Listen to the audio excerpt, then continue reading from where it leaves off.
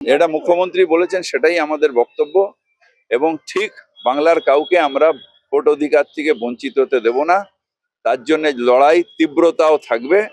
মুখ্যমন্ত্রী হার মানতে জানেন না, মমতা ব্যানার্জি হার মানতে জানেন না। মমতা ব্যানার্জি আন্দোলন থেকে জন্মেছেন, আন্দোলনই সারা জীবন করে যাবেন।